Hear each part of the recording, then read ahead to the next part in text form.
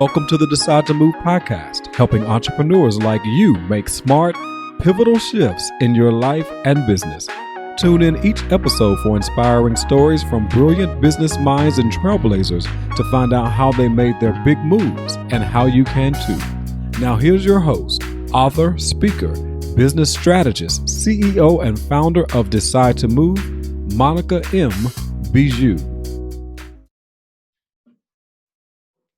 I'm super excited for another episode of Decide to Move podcast, and I'm super excited for my guest today. He has been over in the digital marketing space for over 10 years, and what I'm super excited about is that he's been on this quest to find out, to develop solutions for people to learn what's necessary, what skills are necessary for them to have to accomplish their dreams, which is what we talk about right now in Decide to Move podcast, about making those pivotal shifts, figuring out how you can actually define who you are and actually define your purpose. And so today with me, I have Doc Williams, and he's to tell us all about how to create your signature product or services. And that's super important right now through COVID-19 and as we learn how to navigate through our new normal. Hi, Doc. How are you doing today? I'm doing good. Thank you so much for having me. It's exciting for you to be here. So tell me, where are you dialing in from, coming in from, telling us where you're living right now? Yeah, so I'm right outside Washington, D.C., and so I'm on the East Coast of the U.S. Are you an East Coaster? Is that where you've always been, or have Pretty you moved much. around a lot? No, I've been pretty much. I mean, I've always been in the DMV. I was born in Boston, but I mean, I've lived in the around the district for my entire life. So although I love being on other coasts, I love visiting different places. Like, it's just so easy to be right here. Yeah. Well, great. So tell me, us about you, who you are, and like what got you into the whole digital space arena. Yes. Yeah. So I mean, I've always been interested in business and helping people, and that has always I've tried to always just use the technology around me to do it. And I mean, I started my first business when I was about 7 or 8. I became a wedding DJ at about 12 years old. And then I started my first online business when I was about 15. I started my first eBay business. And from there, it kind of just spiraled. So I tried to learn web design. I was really bad at it, and the tools weren't there, what I needed in high school. Opened up another business, and then after I stopped doing my brick and mortar business, I found out that I could scale a lot easier using digital products and services. And then I went all in and started doing that. Well, before we go into details more about that, I want to know about you DJing at the age of 12. How did that come about? Yeah, you know what? I was always, it started because my dad had turntables and he wouldn't let me touch his turntables. And so I was like, I want to do it. I'm going to buy them. And basically I was like, how am I going to afford this? Well, I need to start doing something. I'm going to start DJing. And I mean, I pretty much have looked the same way since I was a kid. Like, I mean, I've had a mustache since I was 12. Like, people just always thought I was older. And so I would always be like, hey, I'll DJ. And I started with just dual CD player. And I bought speakers when I was working over the summer. So I bought an amp and speakers and a dual CD player because I knew that I wanted these specific turntables. So I started wedding DJing, and then people just kept referring me. And then my parents used to just drop me off at weddings, and I used to DJ and go from there. That's awesome. And that's a good story for people, young kids nowadays when they're attempting to figure out, hey, I want to do something. I'm sure a lot of them like music, but never thought, hey, So when they start seeing all these kids that's running around at weddings, we'll know that we can contribute that to you. Hopefully. Hopefully. So was that part of your journey of giving back? You said that you love giving back and servicing and helping other people. Yeah, I mean, I think I've always just I would always look for what's the need of what people are trying to deal with, and let me just see if I can do it. I mean, I knew that even at a young age, if I wasn't talented at something, I was like, what else could I do? So DJing, I could not sing, so I couldn't be a wedding DJ. I couldn't dance, so that wasn't going to happen. I just knew people needed music, and I'm like, let me do that. And so that came into existence. And then, you know, in high school, I was still DJing. And then my sisters were all lifeguards, and they're like, you should start teaching swim lessons. So I started getting a lifeguard, started doing that too. Like, it was just anything where people were like, I need to learn how to do it.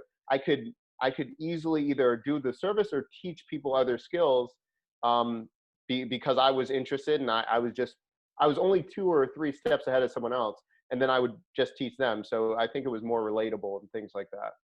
Yeah, that's pretty good. I like that. You know, and you said something about either you would do it or you would teach other people to do it. Do you feel like you actually had to do it in order to teach, or do you feel like just learning how to do it, it was enough to actually teach other people? Yeah, I think it depends. For the most part, I always did it just because I was interested. Most of the times it was just like one thing led to another. So like DJing, I was interested in music, and then I would do that for people. And then other people were like, I want to be DJing, or, you know, I wanted to become a battle DJ. So I would just teach other kids or things like that. When it came to, yeah, I think everything that I do, every business now that I'm thinking about, I think it's just naturally I was excited to learn about that. So I would just do the skill anyway. Yeah, and we got to talk when we first met each other. And what I love is your tenacity. Like, you talked a little bit about even getting into ESPN, how you was very tenacious, and you were like, this is what I want to do, and you accomplished it. Can you go into details about that? Yeah. So this was after my brick and mortar business. I opened up a CrossFit gym. I was doing that for a couple years, but I realized like I'm just not the person to manage someone day to day. I just don't like going into the office if I'm not feeling it. I like to work when I want to work, and et cetera. So going digital, I was like, I know I want to stay in fitness for the time, and I wanted to help more people. And I was, again, I'd been around CrossFit for almost, I don't know, about 8 years at the time. So I knew a lot of the people that were there. And so ESPN at the time had the contract to do the CrossFit Games. And I noticed that no one on ESPN either did CrossFit, knew anything about it, and it was just like crossover journalists that were trying to do it, or beat writers that were trying to do it. And so I was like, I can do this. I know this space, I can do it. So I was thinking, how could I get into ESPN?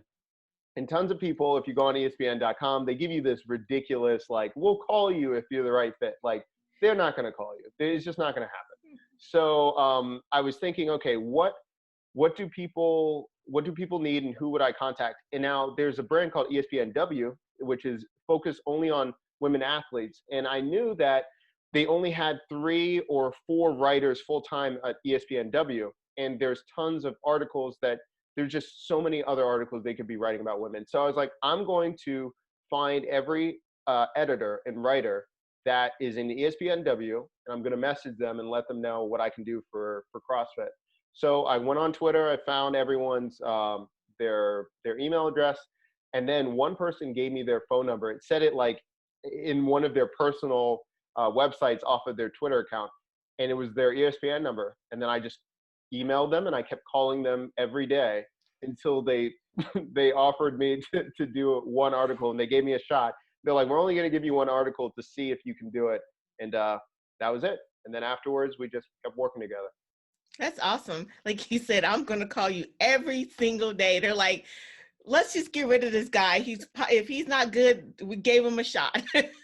Yeah. And like, I always tell people, like, it's dangerous. Don't give me a phone number. Don't give me a contact, because it's just a done deal. But I mean, the same thing that worked at ESPN, the same way how I worked with VaynerMedia and worked with 3 of their entities. Like they put out a phone number one day, and I was like, wrong move. And I just called every single day for almost a year, until that's how started working with Vayner Sports and VaynerMedia. Yeah, but that goes to show your tenacity. I mean, honestly, I think so many people, lose sight of that. If something they're told no one time, they're like, they give up. Oh no, I can't do it. But no, it's like, if this is your passion and something you want, you go after and you do it. I mean, I don't know if you really want to call every single day. However, you do want to still be tenacious in what you do, right? Yeah. Don't be belligerent. Like, as long as you're not like, like, you better pick up, I'm calling you back. As long as it's like almost like really conversational, they're okay with it. Usually they're busy and they're going to be, oh, okay, that's fine. So as long as you're not demanding, it can work. Just don't be demanding. So give an example of what you would say each time you call. Yeah, so I always wrote notes of the last time I called or what I was talking about or why I was calling. So I would be like, hey, I'm not sure if you remember me. I know you're super busy, but I'm this guy that did X. And then, so I would just talk about that. And then I would say, oh, you know what? I called you today because you know what? I saw Gary put out another video about this. And you know what? That's why I need to be here. That's why I need to interview. And on top of that too, I knew everyone was focused on Gary. So I would purposely, I would say, hey, I know you're busy, but I really don't actually want to talk to Gary. I want to talk to AJ, which is his younger brother.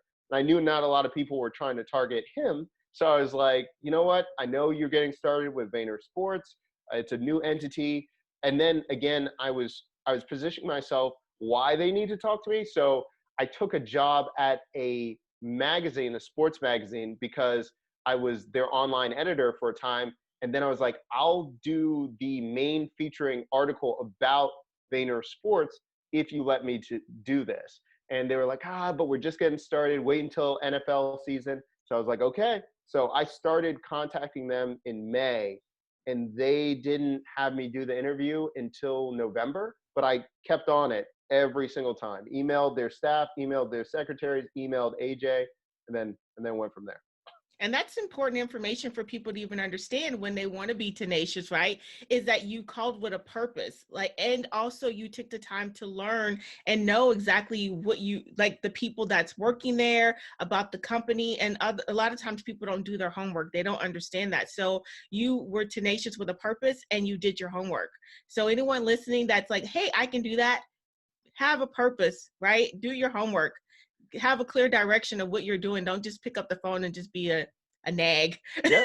And every time I learned every single secretary's name. I knew with their position, what they did. And when I saw them in person, I used their name, which they loved, because I wasn't just forgetting or whoever you are. It's like, hey, I remember. And I would write down all of my notes, how I knew them, all those things. And it was with Vayner and everything else. But I did that. And then depending on the company, if I knew something about them, where they like to eat, if they put something out on Twitter where they like to eat, I would give them gift certificates. I would send them gift certificates. Wow, that's awesome. Hey, take notes, people. I mean, literally take notes, not while you're driving, but take notes. I'm just saying, wait till you get home and listen again and then take notes. So for those who don't who say, I seen him, he looks familiar to me. You know where I'm going. There's a place or a company that you use that a lot of people are getting some great deals by using this company. Yeah. So maybe. Let's talk about it. Talk about it. Okay. So AppSumo, that happened. And it was a cool journey. Do you want me to tell you how I got down? Okay.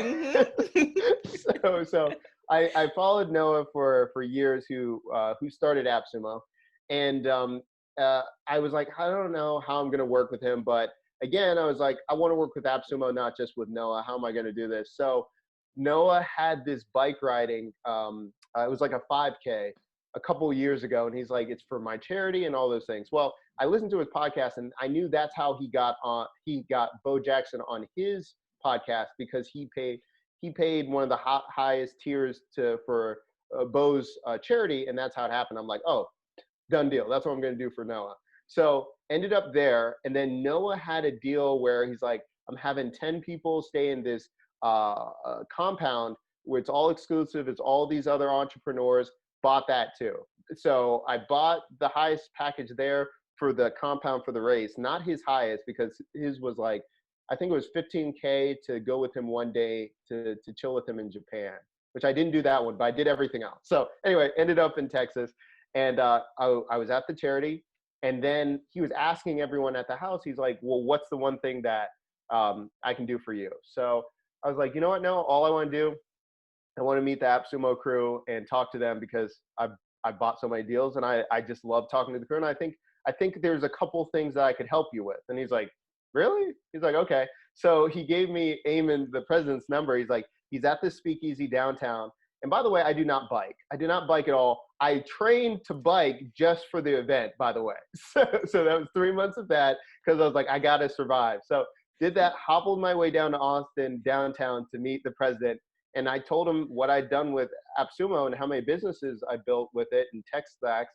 And he's like, so he was asking me how many. And at that point, I think I had already bought about 250 deals and implemented. So he's like, okay, he's like, this is great. He's like, you're a power user. He's like, we're going to fly you out like in a couple months. And I want you to talk to the team and how we can do better. And did that.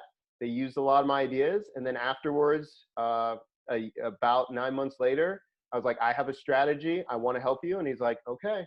And then he offered me to be a consultant with them. And I've been creating stuff for them ever since. Wow, that's awesome. Cause yeah, I mean, I use some AppSumo. They have great deals on it. And I'm like, hey, every time I get that notification, I'm going to look and I'm like, yep, let me get that. Let me get that. I got my Hey Summit for lifetime for, just so many different great deals. So for those that don't know AppSumo, you might want to check it out. I'm just saying. so, so going into now, like, what are you doing now? I understand that you have really been focusing on teaching other people to get the skills they need to, basically get their dreams, accomplish their dreams, which you've already been given some little hints along the way of the things that you've been doing, getting skills, like learning how to ride a bike just to survive, right? But what about now? What are you doing now and really able to help people? Yeah, so two different things. So originally I started an academy, an online academy, which was just the Brand Factory Academy.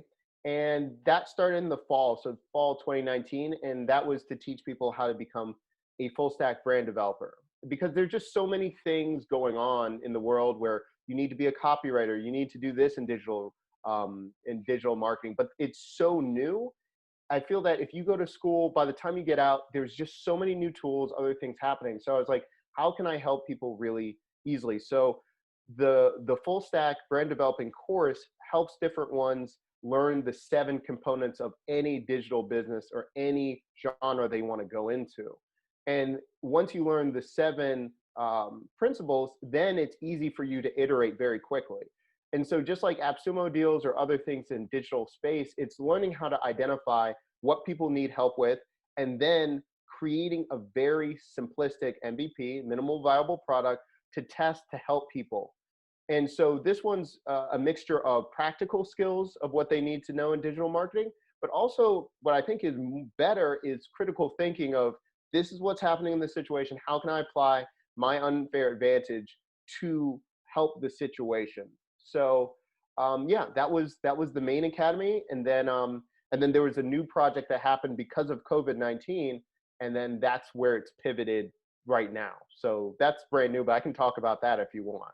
Yeah, most definitely. But before you go into details of that, what I like is the fact that you were talking, when you're looking at your company and what it does, there are a lot of things that's constantly changing. By the time you get out of school for copywriting, there's another skill to do that, or even those that are doing graphic designing, there's a newer app or something that's coming out that makes it streamlined and easier and better. And you're taking it and making it where it's easy for people to do it, and being able to, which I do myself as a coach, is go by who they are, like personalize it. That to me is so huge and important, because so many times you have coaches and people are giving you the next greatest trick, but it doesn't resonate with you. And so then a person is spending more time figuring it out, and then they're like, forget it. And because it doesn't feel comfortable. So I think that's super huge based on like the things that you're creating. You're combining your own passion with skills to once again help people based on who they are. And I think that's great. Oh, thank you. Yeah, I just find that people can accelerate so much if they find energy in it, and it's something that interests them, or they feel good and like they feel empowered that they can do this right. It just moves so much quicker. So the academy is about understanding your unfair advantage, your background, where you've come from, other skills that you've never, that you didn't think could work, but it's like, let's just talk about it. Let's make an inventory and where you want to go. So like one example, I say there was this one brand, she was trying to figure out how she was going to stand out in fitness. She's like, I don't know my branding and everything, and I want to be able to create all these products. And I was like, so what do you do? And she was in Toronto. She was a stunt woman, for movies and all these things. I was like, well, that's awesome. I'm like, why don't you put that out there? She's like, I just don't think it fits. I was like, so who do you help? She's like, well, actually I help geriatric patients and clients, how to teach them how to tumble and how to be safe in the home. I'm like, my God, I'm like, that's the story right there. Like, let's talk about it. So we redid the branding. We talked about who she was. And because she had a unique story and she had a very unique skill and where she wanted to go in digital marketing, everyone knew her. Oh, you're the one that does all the stunts. And she would show behind the scenes of what she did on the movie sets and then what she was doing in digital marketing. That storyline, that helped her get so much farther. And so it's just trying to connect what you're really good at, what you can talk about, that story, and then let's infuse that to where you want to go. Yeah, and that's what I see a lot of people really struggle with, is that ability to, like, I know what I do, it happens so naturally, but I don't know how that helps, excuse me, other people. And that's like, I remember before I used to say that, but I do, it happens so naturally. I don't know, and after a while I'm like, wait a minute, like, okay, these are my gifts and talents. Like, one of my biggest thing, and I talk about it more and more, is that I'm psychologically androgynous. I'm a person that can balance the male and the female energy and be able to help streamline and work whatever client that I can, whether it's a woman or a man. And it took a long time for me to continue to tell people when they would say, coaches, oh, you should work with women. I'm like, but something's missing. You should work with, something is missing. And then finally, when I'm like, I'm not saying I can help everyone, but I'm able to streamline it and help the people that I'm meant to serve. It just made it so much better, And so that's what I love, is the fact that you actually do that. You listen to their story and you're helping them where they are, not what you think that they should be doing. And that's where a lot of coaches mess up. No, I think you should go do 10 Facebook Lives. And the person's like, I don't even like doing Facebook. My audience don't live on Facebook, but you still should try it. Yeah. And you know what? And that's so funny that you mentioned it. It's so, before, when I was having the conversations, it would almost be like that, right? It's a pull and tug. I'm trying to convince you. And that's why, after doing it for so many times, I created this assessment just based on conversations of what they need. And then when people saw the assessment spitting out the answer, they didn't question. They're just like, this is what gave me the result. I'm like, that's what I would have said anyway, but it would have taken me an hour and a half trying to convince someone, going through all this. It's like, this is a 3-minute assessment. It's like, right now, I think I looked at it, it's around a 94% accuracy. We've only had to tweak a little bit. I mean, I can't do better than that. We're like, just take the assessment. We can make the tweaks, but it works. It works. And so that's how we approach when they're learning skills. It's the same exact assessment, but now it's like, okay, now this is the skill you readily want to learn based on your personality. Now let's run with it. Let's go. That's great. And that's something that you do in your brand factory. Mm-hmm. Like what you hear so far? Make sure you never miss an episode by clicking the subscribe button now. This podcast is made possible by listeners like you. Thank you for your support. Now back to the show. Okay. And so then you said that there's something new that came out since COVID-19 that you now have created. It's like you use opportunities to the fullest. I love it. So what happened? What'd you come up with? Yeah. So basically, I kept noticing on LinkedIn, there were so many entrepreneurs and so many different ones that would be like, oh, we'll get through it together. And like, I'm dealing with this. But I kept finding personally, I didn't resonate with that message, because I would see these different ones and I'd be like, number one, they're doing 8 figures a year. They're doing all these numbers. They're not feeling what I'm feeling. And they're not giving me tactical information to actually get through this situation. You're just telling me like generality. So I said, okay, what could I do to help people at scale and to inspire? So I was like, I'm going to do 40 nights straight of something called Build With Me. And I'm going to take one AppSumo tool and I'm going to build 3 businesses live with that one tool. So there's no excuse for anyone that yes, this is a very interesting time, but I wanted to help people get out of being paralyzed and anxious. And it's like, come with me every single night. It was 7 days a week for 40 nights. And we're going to take one tool and I'm going to teach you how to pivot, start making money and go from there. And it was totally free. So I would do it as a nightly show. It was 11 p.m. every night. I would just stream on multiple platforms. And, after doing it for about 20 nights, then other SaaS companies, other platforms were like, you're doing this with what? Like, can you feature my platform or my SaaS product? And then it just took off from there. So it started just as like a pet project because I was stuck in the house. And now that's a lot of different things coming forward. So now we have a virtual conference coming out called Stream With Me, because people are asking about how they go remote and how do they stream. And it's just been one thing after another with this new project. Wow, that's exciting. I'm interested in getting more information about that myself. I'm just saying. And, but that's what I think is so awesome about you, is the fact that I know you said that people connect to you with me. There's a reason, obviously. But what I love it, because I love tenacious people. I love people who are go-getters and see something and they believe in using opportunities to the best instead of using it as a time to be feeling victimized or woe is me or different things like that. The only thing that I ask is don't become a stunt person. I got you. That's exactly Don't right. be like, oh, that's a good idea. Let me become a stunt person with some digital products. Yeah, you Wait, gotta go a lot. No. look like you failed, but you didn't. Yeah, no, we don't That's want great. that. So how do you help someone create a signature product or service during COVID-19, during right now, with all the branding and different things that you've talked about? How do they show up? I know that there's people who are making pivotal shifts in their life as well as their business. And some people are having to really revamp things or want to start back from where they are, but this is an opportunity for them to reset. What's your recommendation for that?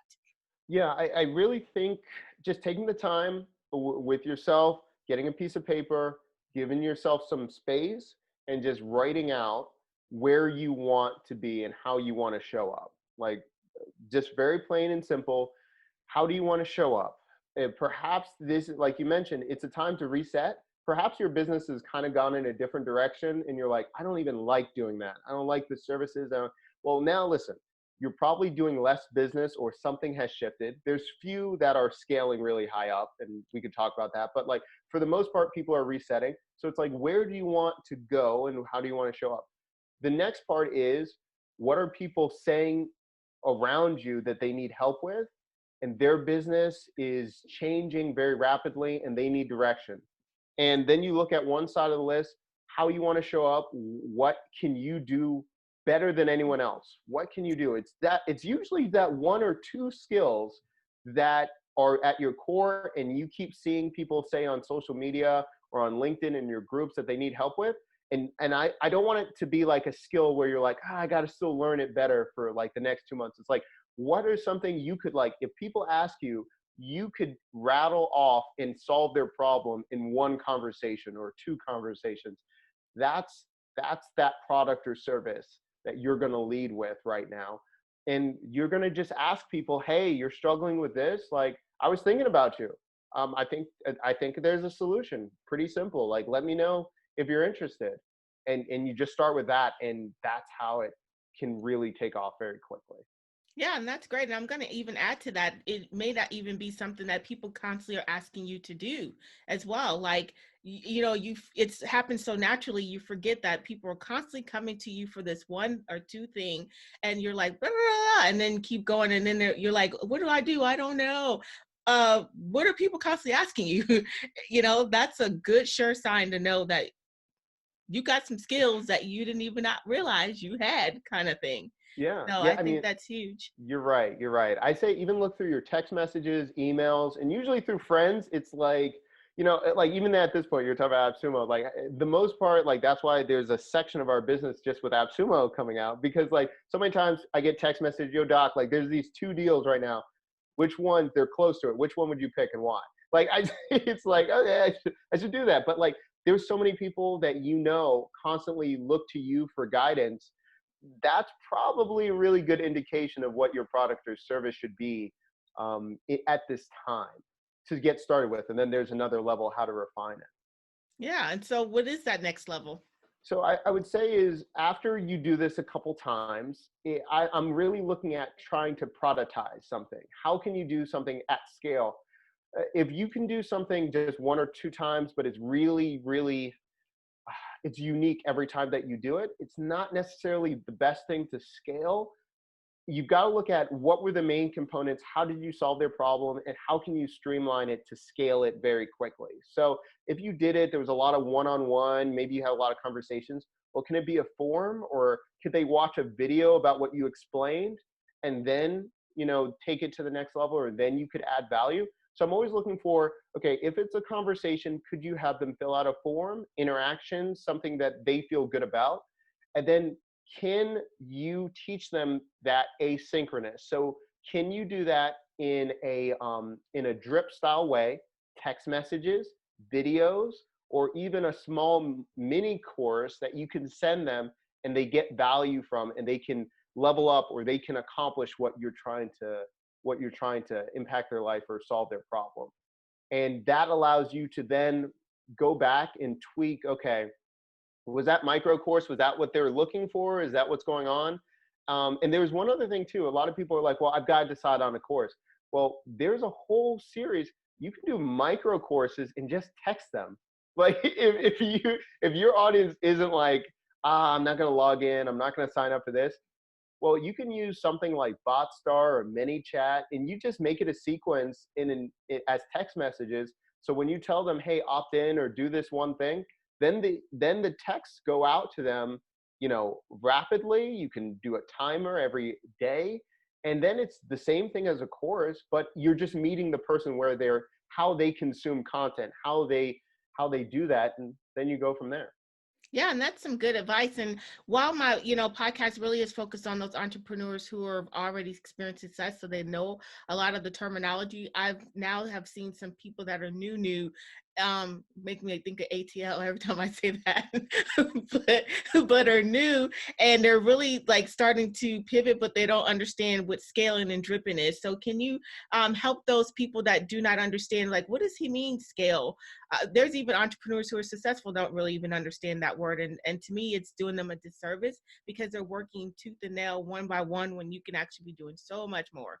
Yeah, that's interesting. So I'm always looking at, a lot of times people are looking at doing one-to-one, and it's very like transactional. Like they might do consulting one-on-one. So you're always having to be there. I'm doing that. I'm going to be with you for that 1 hour, right? And then that's good, and you are making money, but that's always that one-to-one ratio. You need to be able to scale. That's a one-to-many modeling would be, how can you do one thing and reach a multitude of people all at once, or have that same impact amplified? And so if it's a one-on-one, can you still have that same impact if it's 1-to group, a smaller group, and now you're projecting, or 1-to thousands? That's where it is. And then that goes into like drip campaign or dripping content. And that just basically is, instead of trying to give them all the information at once, can you drip out that content? Can you put it almost like micro content over and over again, that little bite-sized pieces? And usually if you do that, when you're doing drip campaigns, it's more effective, because if you give someone the answer and it's like a 5-hour masterclass, they're going to get an hour in. They're not going to know how to do it. They get burned out and they feel discouraged. They're like, I got 4 hours. But if you do micro content, if you drip it out, it's easy wins, and it's almost gamifying everything like a video game. Most video games are addictive because you're easing someone into it, because they feel empowered because they're leveling up, and you're doing the same thing with drips. So you're telling them, hey, just do this one thing. We'll be back tomorrow. Or just do this one task. We'll go from there. That allows them to feel empowered with what they're trying to accomplish. And then that helps you, because now you're automating everything. You're not physically texting them every day. You're not physically emailing them. You have everything going out in a campaign, and it automates everything you want to do. Yeah, so those that are listening, that is called pivoting on the spot, because I now know that I have several new listeners that are new into the industry of actually becoming entrepreneurs, especially as COVID-19. So that's what you call pivoting on the spot, people. You're welcome. Exactly right. So Yeah, exactly. And that's why I'm saying, like, you just giving people so much good information and different ways that they can actually accomplish their dreams and desires and goals, and do it in a way that it's not coming out as creepy and overwhelming, but to do it in a way that is effective, and they're learning the company, they're, following the people that they work with or who they desire to work with. Because there's nothing like someone showing up like for a job interview and they don't know anything about the company they're about to work for. Like, how is that possible? But I It's see it dangerous. happening a lot. Yeah, I see it happening a lot. And you're like, no, like, do you even know what we do here? And they're like, well, no, I mean, remind me of a wedding singer. Well, I want money. I want more of it. I want to fill my jar, put it on my refrigerator. So it's kind of like, no, we do more than that. So what else do you feel that people can do to create their signature product or their service right now? So what I would do is, it's a lot about active listening and and and standing out. So the whole thing is, you got to be different. It's not just being enough to be like better than someone else, or like you're like, I'm this XX. Like, no, no, no, no. Like, you've got to be different. So I really feel like a lot of people aren't taking stock enough how different they are, and they want to conform a lot. Like, I feel like so many times they're like, well, this is the path. I'm just going to do better at this, and then go, like, no, like, let's just think about your voice. Why do people want to work with you? Why do people want something from you? And then from there, it's like the signature will show up because of how you take that twist on the world, how your voice is, what you're wearing, what you're presenting, how what your product looks like. Your product could look exactly, it could be the same offering, but if you're making it a course or making it an audio course, if you're making it whatever, that becomes yours. That can become yours. So I really think it's understanding your voice allows that signature to stand out. And so I'm always about playing the defense of what people are giving, and then going from there. So I mean, I can give you examples, and if you want to give me like, hey, this is what I'm thinking, or I can tell you like what's been working during this COVID-19, like just examples what's happening. Yeah, let me see. For me, I don't know. I pretty much got my stuff on lock, but let me think. I No, can seriously, I you can give if me an example of something someone's asked you. I don't know. So okay, so two things actually.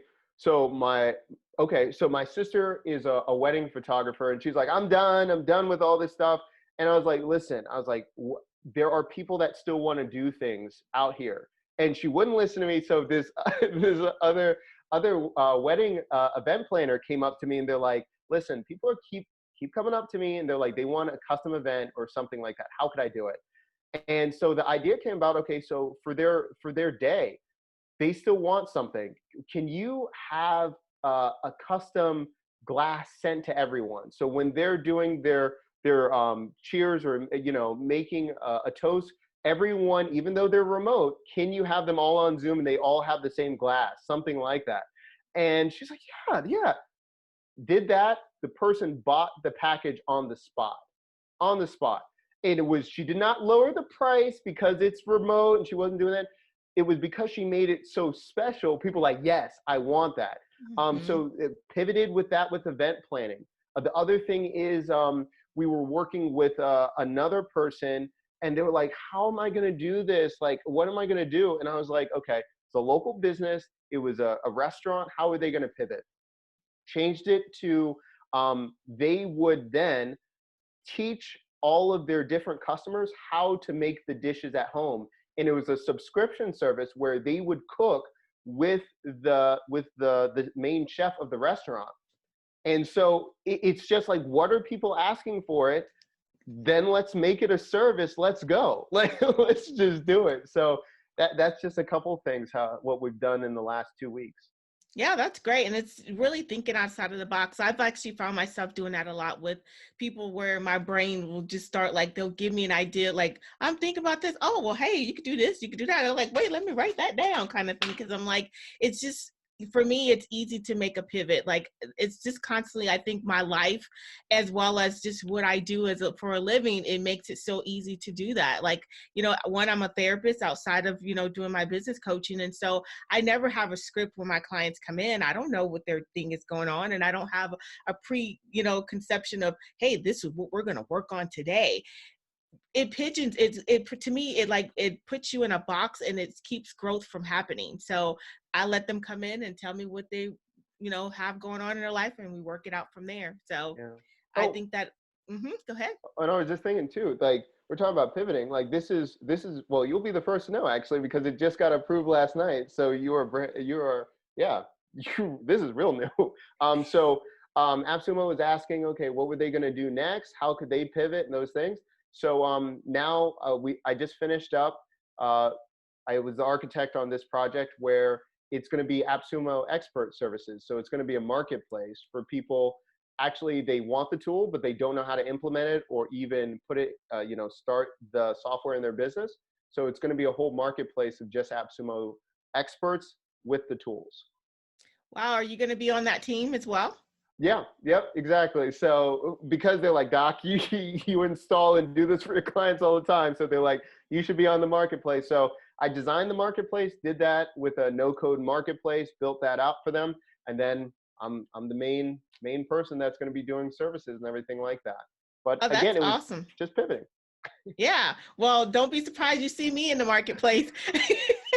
Learning how to use all my AppSumo stuff. I mean, like, honestly, and that's one of those same things, finding products and services that really will help your business and, seeking out assistance of, okay, I found this. It's something I think is good. Can you show me how to use it? So I think AppSumo is like, what I see is that they do a lot of pivoting and really meeting the client's needs, which is why you're so perfect for it, because that's what you seem to do very well, right? Well, starting from 5 years old. All the way to your DJ services, so it's pretty exciting. So obviously I know what's next for you. So how can people find you? How can they locate you or even be able to send those private text messages? Yeah. No, you can always do that. I'm usually in 2 different places. So you can always go to brandfactoryinc.com. And so that's where you can always find me. You can email me. And then there's an assessment if you're like, hey, this is what I'm struggling with. I just want to talk to you. I always do discovery calls for free because I just love talking to people. So that's not going to change. And then I'm really active on Twitter. So it's _Doc Williams, DOC Williams. And I respond to every single tweet. And then get it. I'm always talking to people on discovery calls. So it's awesome. That is great. And do you have any last words for our listeners? Yeah, I just think just be purposeful and execute. Don't worry about anything else. Nothing's perfect. Just go out there, try it, and be yourself. It's going to land because it's yourself. That's all there you need to do. And then you go from there. Yeah, so being purposeful and not be yourself, but just being authentic with it too. Stop emulating and copying off of other people, because no matter what kind of service they have, even if you're offering something different and you're bringing a little you in there, guess what? You've already changed what you're providing. So that's super huge and important. Yeah. So thank you so much, Doc, for being with us today. I mean, I could probably talk to you forever, lots of laugh. This is great. This has been really a lot of fun. And our listeners, I know they learned a ton. I mean, literally, if you have kids that are around the house, they're bored, give them something to do and know that they're never too young to actually start their journey of entrepreneurship. Thank you so much for having me. Thank you. And again, you guys enjoyed another episode of Decide to Move. And I look forward to talking to you and seeing you guys on our next episode. Bye for now. Thank you for listening to Decide to Move podcast with Monica M. Bijou.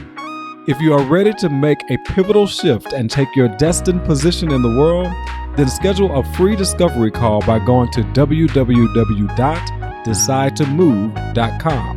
For all links mentioned in today's show and to listen to previous episodes, go to www.decidetomovepodcast.com.